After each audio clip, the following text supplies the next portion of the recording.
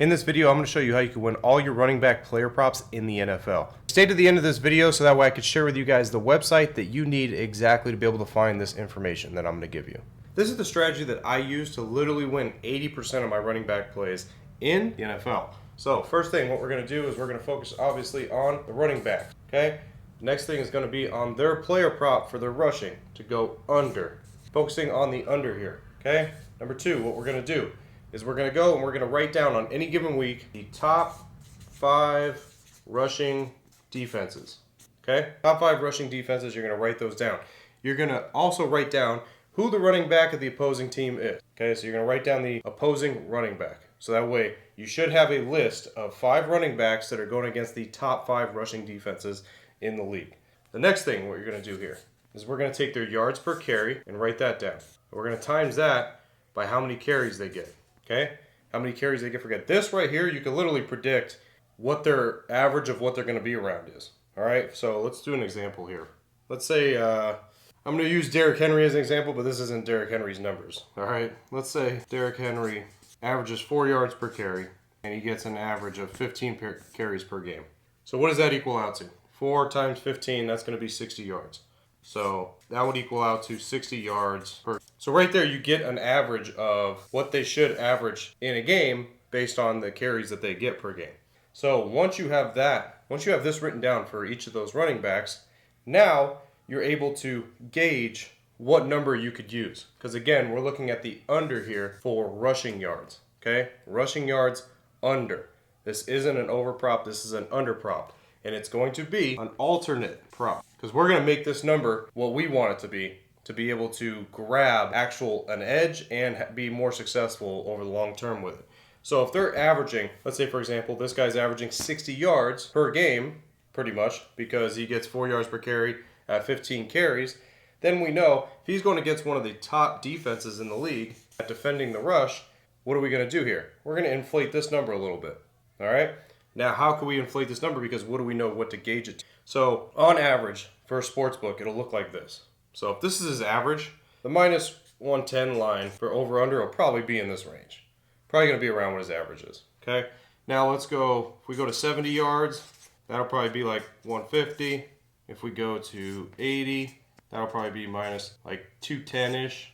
We go to 90, that'll be like minus 280. All right, so obviously, the lower we go on the list, odds-wise, the higher the yardage gets, okay? So we have to find which one of these is going to give us the best edge. Now, how do we do that?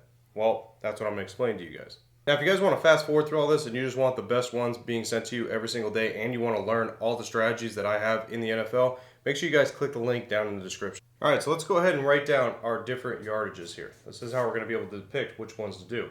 All right, let's say this one's 60 yards.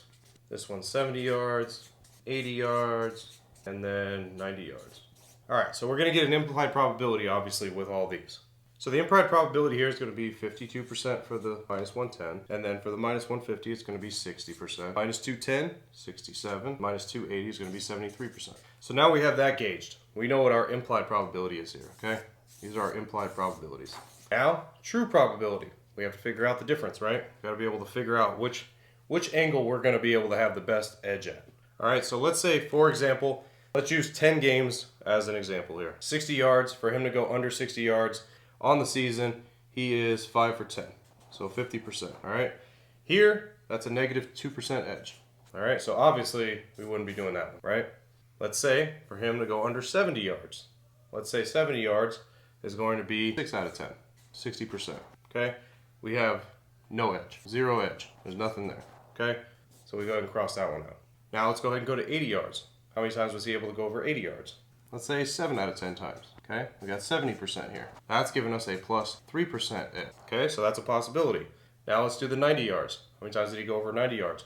I mean, let's say for 90 yards, he wasn't able to surpass that. We're going to say 9 out of 10 times. So now we're getting up to higher levels here. Like I said, this is just an example. This isn't real stats from Derrick Henry, trust me, because he goes over 100 like it's nothing. But I'm just using an example of a running back. So 9 out of 10, that'd be 90%. Okay? That gives us now, what? A 17% edge there. So what did we just do? We literally were able to depict which one of these plays is going to be the best to do. The first two obviously aren't going to provide any type of edge for us whatsoever. But the 80 yards and 90 yard play, guess what happens there?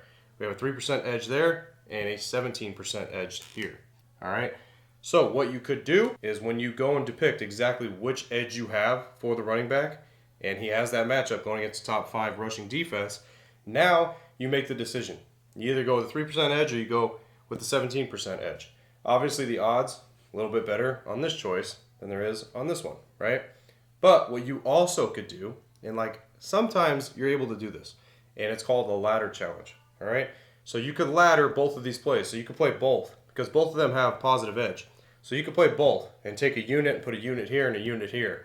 And now if he goes under 80 yards, then obviously what happens here, you win both, okay? If he surpasses 80 and gets like 85, well, then at least you don't lose both bets. You lose a little bit, okay? But that's pretty much playing to try to get both of them to end up hitting. That's what the ladder challenge is there. Or you would just take a risk of 2 or 3% and you would just fire it right here because you have the biggest edge. Doing this consistently, you're hitting 80% or more in your running back player props. Now let's go ahead and go through that one more time. All right. First, running back. We're looking at the alternate under rushing yards. Okay, have that down. Number 2, top 5 running defenses. Top 5 rushing defenses. You got to have those written down. All right, and then we're going to compare. You're going to opposite those defenses and put down the opposing running back so you know who the running back is. Then yards per carry. Number 3, yards per carry times the carries.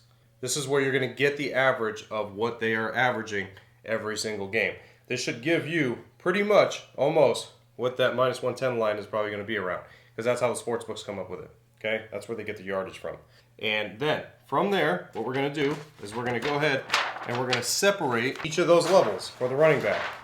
And we're going to find out which one has the best true probability versus the implied probability. And we're either going to go with one or we're going to go with a couple of them. Whatever has a positive edge, you still have a shot at. Okay?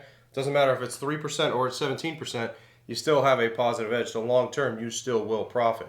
But if you're doing plays that have 0% edge or a negative edge, then you will lose. Most likely on a 0% edge, you're not going to get that every single time. So yes, you would essentially break even if you were 0% edge all the time. But you're not going to be able to find a 0% edge all the time. So I consider it as you're going to end up losing eventually. All right. So negative 2% and a 0% edge you want to stay away from.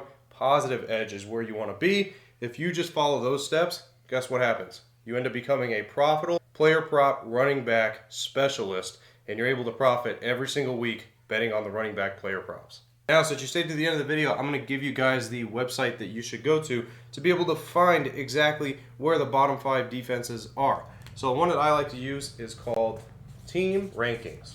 So Team Rankings, what you'll do is you'll go there, you'll go to NFL, Team Stats, and then you'll go to Opponent Rushing Defense. And it'll give you a list of the teams that are the best rushing and the worst rushing. It'll go literally from ranking from 1 all the way to last. All right, and you want to look at, like I said in the previous, the top 5 rushing defenses.